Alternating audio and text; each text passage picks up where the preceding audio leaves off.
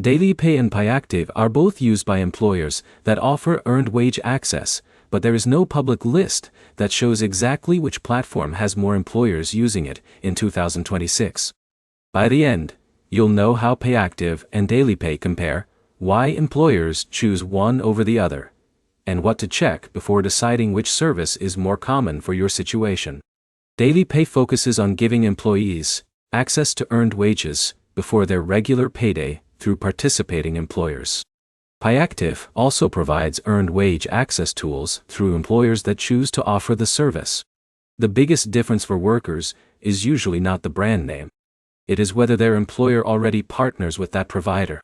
If your workplace uses DailyPay, you typically need to activate your account through your employer's setup process. If your workplace uses PayActiv, you follow that provider's enrollment process instead.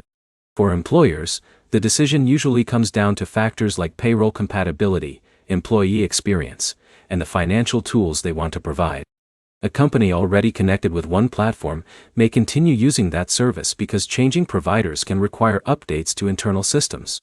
For employees, the easiest way to find out which one is available is to check your workplace benefits portal, ask your payroll department, or look for earned wage access options inside your employee app.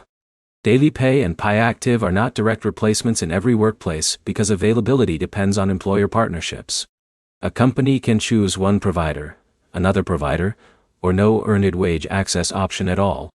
If you are comparing them as an employee, focus on the features that matter to you, such as how enrollment works, how you access your wages, and what rules apply through your employer. You are comparing them as an employer. Review how each platform fits your payroll process and employee needs before making a decision. The key points are that both PayActiv and DailyPay provide earned wage access through employers. Neither has a public employer count that proves it is used more everywhere, and the best option depends on the workplace offering it. Your next step is to check whether your employer supports either service and compare the available options before signing up. If this comparison helped you understand the difference, like the video and subscribe for more practical app and service comparisons.